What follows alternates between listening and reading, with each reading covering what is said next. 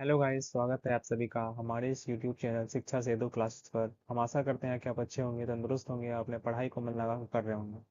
आज का यह क्लास उन बच्चों के लिए काफ़ी महत्वपूर्ण हो जाता है जो भी क्लास 10th में हैं, यानी जो भी बच्चे मैट्रिक परीक्षा बिहार बोर्ड से देने वाले हैं, उनके लिए यह क्लास काफ़ी महत्वपूर्ण होने वाला है। आज की इस वीडियो में हम फिजिक्स का चैप्टर नंबर 2, इसका नाम है प्रकाश प्रकाश का अपवर्तन। ये हमारा चैप्टर नंबर 2 हो जाता है। इससे पहले मैं आपको चैप्टर नंबर 1 फिजिक्स का करा दिया हूँ, बिल्कुल फ्री ऑफ कॉस्ट यूट्यूब पर।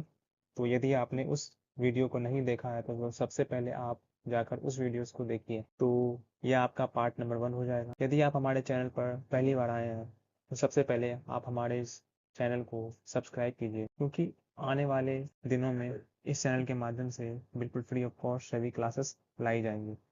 तो चलिए अब अपने टॉपिक की ओर बढ़ते हैं। तो देखिए, हमारे टॉपिक का नाम प्रकाश का अपवर्तन, रिफ्रैक्शन ऑफ लाइट।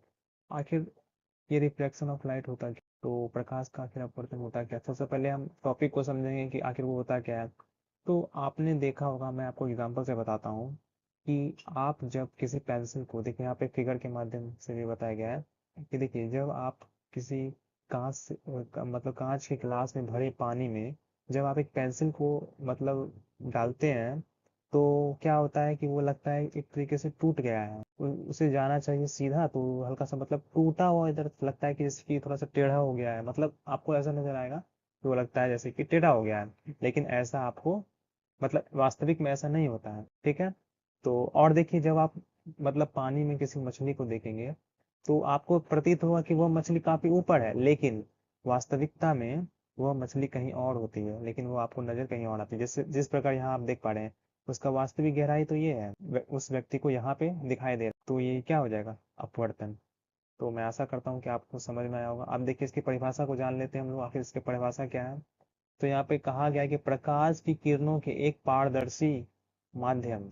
पारदर्शी मतलब जो मतलब जब प्रकाश एक एक मतलब एक ओर से दूसरी ओर प्रवेश कर जाए, जैसे एक एक मतलब जैसे हम देखिए, जैसे कि यहाँ से हम प्रकाश को डाले को बीच में कोई वस्तु, उससे आर पार प्रकाश चला जाए, तो उसे हम लोग पारदर्शी माध्यम कहते हैं। यहाँ पे लिखा गया है कि प्रकाश की किरणों का एक पारदर्शी माध्यम से दूसरे पारदर्शी माध्यम में जाने पर दिशा परिवर्तन अर्थात मुड़ना, जैसे यहाँ मैंने आपको बताया कि देखिए, एक ये देखिए, ये रखा हुआ है वायु के माध्यम में, और ये मतलब ये पानी में जब जा रहा है तो इसमें क्या हो रहा है? दिशा में परिवर्तन हो रहा है। इसे जाने से सीधा, लेकिन इसे दिखाई दे रहा है हमें ऐसा, लेकिन वास्तविकता में सीधा ही है, लेकिन ये हमें दिखाई दे रहा है हल्का सा टेढ़ा। तो वही कहा जा रहा है कि दिशा में परिवर्तन की क्रिया को ही हम लोग प्रकाश का अपवर्तन कहते हैं। तो मैं ऐसा करता हूँ कि आपने ये समझ लिया हो। अब देखिए, यहाँ पे कुछ पॉइंट लिखा गया है जो आपके एग्जाम से दृष्टिकोण से काफी महत्वपूर्ण है।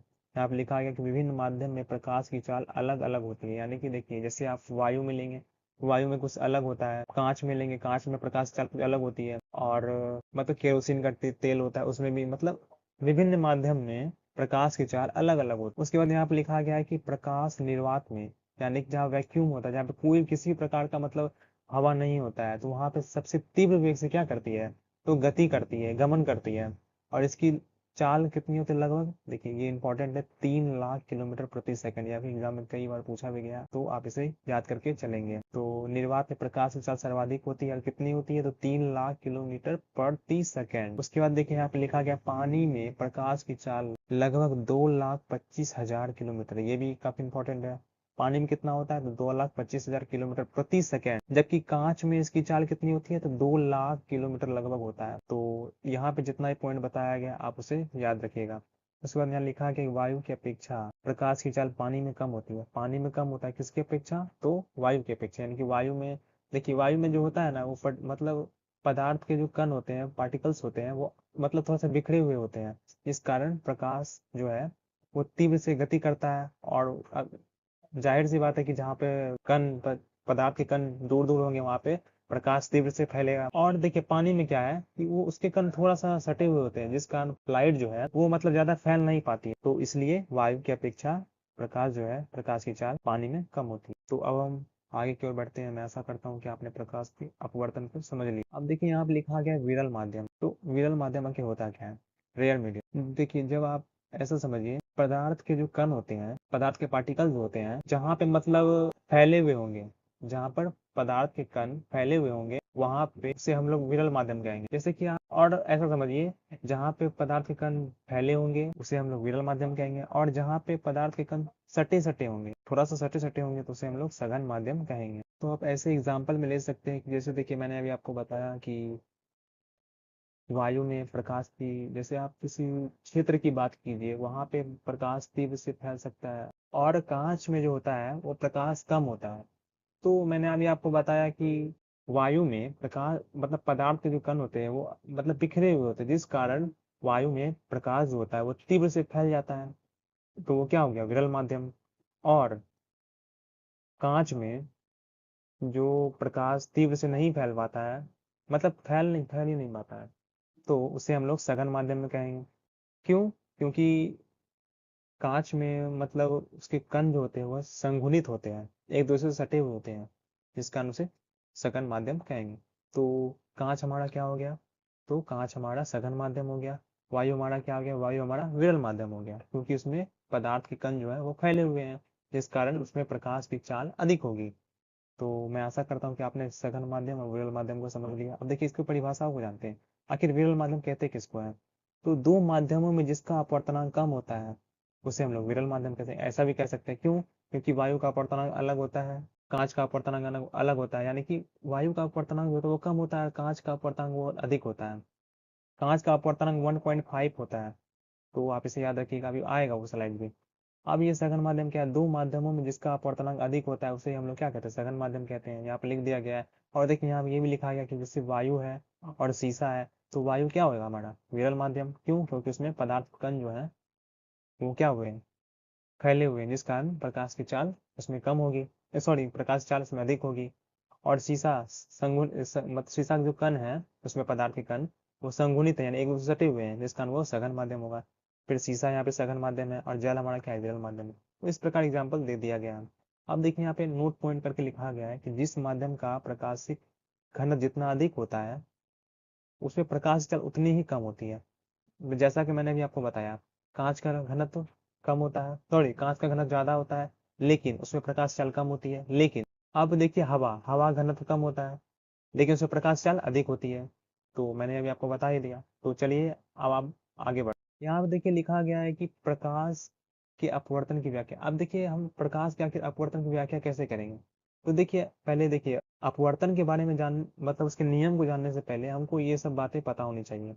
आखिर आपतित किरण कहते कि, तो देखिए अब ऐसा समझिए कि ये जो पथ है मतलब ये जो बिंदु है यहाँ पे लिखा गया है, देखिए प्रकाशिक माध्यम पर पड़ने वाली किरण को ही हम लोग क्या कहते हैं, तो आपतित किरण। प्रकाशिक माध्यम जैसे ये देखिए माध्यम है, ये कौन सा माध्यम है, तो विरल माध्यम। नहीं, हवा का कोई माध्यम होगा, ये क्या होगा, कांच होगा, जल होगा, मतलब कुछ भी हो सकता है।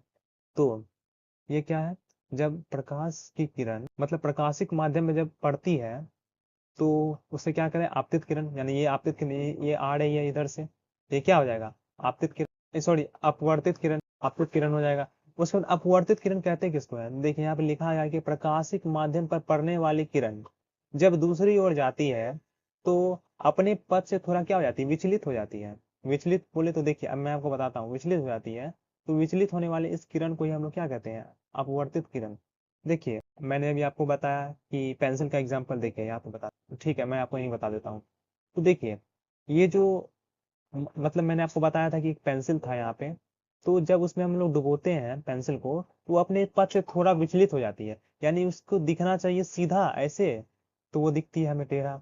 तो यानी कि ये जो विचलित हुई है इस कण को ही मतलब इस किरण को ही हम लोग क्या कहते हैं, अपवर्तित किरण कहते हैं। मैं आशा करता हूँ कि आपने यह समझ लिया। अब देखिए यहाँ पे लिखा गया है आपतन कोण। तो अपवर्तित किरण और अभिलंब के बीच बने कोण को ही हम लोग आपतन कोण। अपवर्तित किरण कौन है, अपवर्तित किरण ये। अभिलंब कौन सा है, तो ये है। तो अभिलंब यानी कि आई जो है, ये जो आई लिखा हुआ है ये क्या है, तो आपतन कोण है। अब अपवर्तन कोण कौन सा होगा, तो अभिलंब के अपवर्तित किरण और अभिलंब के बीच बना कोण है जो आड़ है ये क्या हो जाएगा, तो अपवर्तन कोण हो जाएगा। तो आपने यहाँ समझ लिया। उसके बाद विचलन क्या है, तो देखिए आपतित किरण और अपवर्तित किरण के बीच बने कोण को ही हम लोग विचलन कहते हैं। देखिए आपतित किरण ये जो है जो आ रही है, और ये जो मतलब विचलित हो गई देखिए इतने डिग्री से, इसे हम लोग डेल्टा सूचित करते हैं, लेकिन मैंने अब यहाँ दर्शाया नहीं है, इसे डेल्टा से सूचित करते हैं। मैंने आपको ये बता दिया, ये आपके सिलेबस में नहीं था हालांकि, लेकिन मैंने आपको ये बता दिया। इसे हम लोग डेल्टा सूचित करते हैं, किसे, तो विचलन कोण को। तो मैं आशा करता हूँ कि ये सभी पॉइंट आप समझ लिए होंगे। आपको इस क्लास में रटना कुछ भी नहीं है, मैं आपको जिस प्रकार से बताऊंगा सिर्फ आपको उसी प्रकार से रिवीजन भी करना है। तो चलिए अब आप नेक्स्ट स्लाइड पर चलते हैं। देखिए यहाँ पर भी कुछ नोटेड पॉइंट लिखा गया है कि प्रकाश की किरण विरल माध्यम से सघन माध्यम की ओर चलती है, तो क्या होता है, अपवर्तन के पश्चात वो अभिलंब से अभिलंब की ओर मुड़ जाती है। देखिए, जब प्रकाश की किरण जो है विरल यानी कि हवा से सघन माध्यम यानी कांच, यानी कि कांच हो या चाहे कुछ भी हो, तो उसमें जब प्रवेश करती है, तो अपवर्तन जब हो, अपवर्तन उसका हालांकि हो गया है, तो क्या होगा, मतलब अभिलंब की ओर मुड़ जाएगी। मैंने अभी आपको बताया ऊपर वाली स्लाइड में, तो अभिलंब क्या होता है, उसकी ओर मुड़ जाती है। और जब क्या होता है कि प्रकाश की किरण सघन माध्यम से यानी जो कांच उच मतलब जो भी है, उससे जब विरल माध्यम में कम अपवर्तनांक वाले क्षेत्र में प्रवेश करती है, तो क्या होता है कि अभिलंब से दूर हो जाती है। ये पॉइंट आप याद रखिएगा, आपके एग्जाम में कई बार पूछा गया है। अब यहाँ पे लिखा गया अपवर्तनांक, ये क्या होता है, रिफ्लेक्टिव इंडेक्स। तो देखिए, निर्वात में प्रकाश की चाल यानी कि सी, प्रकाश चाल को हम लोग सी से सूचित करते हैं, और उसी माध्यम में प्रकाश की चाल यानी निर्वात में प्रकाश की चाल और उसी माध्यम में प्रकाश की चाल के अनुपात को ही हम लोग क्या कहते हैं, तो अपवर्तनांक कहते हैं, रिफ्लेक्टिव रिफ्रेक्टिव इंडेक्स कहते हैं। ठीक है, अब यहाँ पे लिखा गया किसी माध्यम का अपवर्तनांक इसके बराबर होता है शून्य, कहिए चाहे आप लोग प्रकाश की मतलब निर्वात में एक शून्य होता है, क्योंकि वहाँ कोई वैक्यूम, कोई भी हवा वहाँ मौजूद नहीं होता है। तो ये हो गया, निर्वात में प्रकाश चाल लिखिए चाहे शून्य में प्रकाश चाल, और उसी माध्यम में प्रकाश की चाल मतलब बटे में होता है उसी माध्यम में प्रकाश की चाल, ये क्या होता है, तो अपवर्तनांक। उसके बाद देखिए, इसे हम लोग इस प्रकार से भी लिख सकते हैं, सूचित कर सकते हैं। अपवर्तनांक को हम लोग स्मॉल एन से सूचित करते हैं, प्रकाश चाल जो सी, और सी बटे एम हो जाएगा हमारा उसी माध्यम में प्रकाश की चाल। तो मैं आशा करता हूँ कि आपने अपवर्तनांक को भी समझ लिया। अब आगे बढ़ते हैं। यहाँ पे लिखा गया है कि अपवर्तनांक मात्रकहीन एवं विमाहीन है। अपवर्तनांक क्या होता है ये आप याद रखिएगा, अपवर्तनांक मात्रकहीन और विमाहीन राशि है, और हवा का अपवर्तनांक एक होता है। यहाँ पे जितना ही पॉइंट है सब इंपॉर्टेंट है, सब आपको याद रखना है। पानी का अपवर्तनांक 1.33 होता है, कांच का अपवर्तनांक 1.5 होता है, और हीरा का अपवर्तनांक 2.42 होता है। तो आप इसे याद रखिएगा। अब क्या है, आपेक्षिक अपवर्तनांक क्या होता है, रिफ्लेक्टिव रिफ्लेक्शन इंडेक्स क्या होता है। तो देखिए, ऐसा समझिए कि दो माध्यमों के निरपेक्ष अपवर्तनांक के अनुपात को ही हम लोग क्या कहते हैं, आपेक्षिक अपवर्तनांक। अब ऐसा भी समझ सकते हैं कि दो माध्यम के अपवर्तनांक के अनुपात को ही हम लोग क्या कहते हैं, तो आपेक्ष अपवर्तनांक। यानी आप ऐसा समझिए कि जैसे कोई हवा है और एक कांच है, तो उसका जो अनुपात होगा ना, उन दोनों माध्यमों के अपवर्तनांक का अनुपात जो होगा, तो उसे ही हम लोग क्या कहेंगे, रिफ्लेक्टिव इंडेक्स। ठीक है, जैसे कि मैंने आपको बताया अपवर्तनांक को एन से सूचित करते हैं, तो ये मान लीजिए हवा का है, सॉरी ये हमारा कांच का है दो, और आप इसे वायु मान लीजिए। तो पहले उसे लिखेंगे जिसका अपवर्तनांक ज्यादा है, उस मतलब बटे दे देंगे, फिर जो होता है जिसका अपवर्तनांक कम होता है। ठीक है, तो इसके अनुपात को ही हम लोग क्या कहते हैं, तो अपेक्षिक अपवर्तनांक। यदि इन माध्यमों में प्रकाश चाल C1 तथा C2 हो, यानी कि प्रकाश चाल बदल भी तो सकती है, तो हम ऐसे कह सकते हैं कि N1 बराबर C1 बटे C बटे C1, और N2 बराबर C बटे C2, हम ये भी कह सकते हैं। लेकिन यहाँ पिक्चर भी दिया गया है कि जब प्रकाश यहाँ पे प्रवेश करती है प्रकाशिक माध्यम पर, तो जब वो अपवर्तन कर लेती है तो यहाँ पे आड़ कोण बनाती है। ठीक है, आप देखिए ये क्या है, निरपेक्ष अपवर्तनांक, निरपेक्ष का ये, चाहे मतलब विरल माध्यम का ये, और ये क्या है, सघन माध्यम यानी कि निरपेक्ष अपवर्तनांक 2। तो ये N1 हो जाएगा, ये N2 हो जाएगा, ये माध्यम 1 है या वायु होगा, कुछ कुछ भी हो सकता है, और ये माध्यम 2 यानी कि आप कांच, मतलब जो भी कुछ भी हो सकता है। तो मैं ऐसा करता हूँ कि ये स्लाइड भी आपने समझ लिया। अब देखिए यहाँ पे लिखा गया है कि प्रकाश के अपवर्तन के नियम। तो प्रकाश के अपवर्तन के नियम कौन कौन से हैं, तो प्रकार के अपवर्तन के दो नियम है। प्रकाश के अपवर्तन के कितने नियम है, दो नियम है। कभी कभी आपसे ऑब्जेक्टिव में भी पूछ ले। तो यहाँ पे देखिए लिखा गया है कि आपतित किरण, आपतन बिंदु और अविलंब और अपवर्तित किरण तीनों एक ही तरह। मैं फिर से पढ़ देता हूँ, आपतित किरण, आपतन बिंदु पर अविलंब और अपवर्तित किरण तीनों एक ही समतल में होती हैं। इसका कहने का क्या मतलब है, तो देखिए यहाँ पे फिगर दिया गया है। आपतित किरण मैंने अभी आपको बताया, आपतित किरण फिर क्या ये अपवर्तित हो गया है, अपवर्तित किरण और विलंब के बीच बने कोण। विलंब यानी कि आई कोण बन रहा है, कोण कोण का बात हो रहा है, तो यहाँ पे कोण बन रहा है और यहाँ पे कोण बन रहा है, यानी कि ये जो हुआ है ना, ये तीनों एक ही समतल में होते हैं। नियम आपने समझ लिया। अब दूसरा नियम क्या कहता है, किन्हीं दो माध्यमों और प्रकाश के किसी विशेष वर्ण के लिए आपतन कोण की जया यानी कि साइन आई और अपवर्तन कोण की जया यानी कि साइन आर का अनुपात, ये अनुपात होता है। और ये जो अनुपात होता है, इसे ही हम लोग अपवर्तनांक भी कह देते हैं कभी कभी, आपेक्षिक अपवर्तनांक। तो ये देखो, यही दूसरा नियम है कि साइन आई बटे साइन आर। ठीक है। आपतन कोण की जया और अपवर्तन कोण की जया का अनुपात एक नियतांक है, यही हमारा दूसरा नियम है। तो मैं आशा करता हूँ कि आपने प्रकाश के अपवर्तन के नियम को भी समझ लिया। तो चलिए अब नेक्स्ट स्लाइड पर चलते हैं। तो देखिए, आज की क्लास में बस इतना ही था। मैं आपको कल की क्लासेस में क्या क्या बताऊंगा, देखिए, use of refraction of light in our daily life, मतलब हम लोग प्रकाश के अपवर्तन का डेली लाइफ में कैसे यूज करते हैं इसके बारे में जानेंगे। उसके बाद प्रिज्म क्या होता है, प्रिज्म के कितने सतह होते हैं, मतलब प्रिज्म के बारे में हम लोग नेक्स्ट क्लास में समझेंगे। फिर लेंस क्या होता है, अवतल लेंस, उत्तल लेंस, यहाँ पे लिखा गया कॉनकेव कॉन्वेक्स, मतलब सभी चीज़ के बारे में हम नेक्स्ट क्लास में जानेंगे। तो लगभग से लगभग आपका 2 क्लास में और लगेगा और ये आपका चैप्टर समाप्त हो जाएगा। मैं आपको जितना बढ़ा देता हूँ आप उससे उतना ही आप रिवीजन कर लीजिए, उससे बाहर एग्जाम में नहीं आएगा। यदि आप चाहिए तो आप टेस्ट भी कर सकते हैं, जैसे ही चैप्टर खत्म होता है आप किसी भी पब्लिकेशन का या कोई मतलब पिछले साल का क्वेश्चन बैंक उठा के देख लीजिए, उससे एक भी प्रश्न आपका नहीं छूटेगा, ये मेरा दावा है। तो देखिए, मैंने आपको बता दिया, आप देखिए, अब इस चैनल के माध्यम से आपको क्लासेस तो कराई जाती है, लेकिन बीच में मेरा क्लास बंद हो गया था। क्यों? क्योंकि आप लोग को सपोर्ट नहीं कर रहे थे, तो मेरा भी थोड़ा सा मनोबल टूट गया था। लेकिन मैंने फिर सोचा कि अगर मैं फिर से स्टार्ट करूँ, यदि बच्चे हमको सपोर्ट करेंगे तो फिर से ऐसा हो सकता है। तो देख सकते हैं आप लोग, हमने पूरा पीपीटी को भी चेंज कर दिया है, थोड़ा सा और एट्रैक्टिव बनाने का कोशिश किया है। तो आप हमारे साथ जुड़ सकते हैं हमारे इस यूट्यूब चैनल शिक्षा सेतु क्लासेस पर। तो आप अपने दोस्तों को ये बता सकते हैं कि शिक्षा सेतु क्लासेस पर बिल्कुल फ्री में क्लास 9 और क्लास 10 की पढ़ाई बिल्कुल भी फ्री में मुफ्त में कराया जाता है, और टेलीग्राम चैनल के माध्यम से बिल्कुल फ्री में नोट्स भी प्रोवाइड किए जाते हैं। और यदि आप हमारे इस यूट्यूब चैनल पर नए हैं तो सबसे पहले आप हमारे इस यूट्यूब चैनल को सब्सक्राइब कीजिए, फॉलो कीजिए, ताकि और बेल आइकन को अवश्य रूप से दबाइए, और ताकि आने वाले समय में जितने भी क्लासेस हों उनका नोटिफिकेशन आपके मोबाइल फ़ोन में नोटिफिकेशन के माध्यम से चला जाए। तो मैं आशा करता हूँ कि आज का क्लास आपको समझ में आया होगा। जैसा भी आपको क्लास आज का लगा है तो आप कमेंट बॉक्स में कमेंट कर सकते हैं। तो और वीडियो को लाइक अवश्य रूप से कीजिए। तो आप हमारे यूट्यूब चैनल से अवश्य जुड़िए।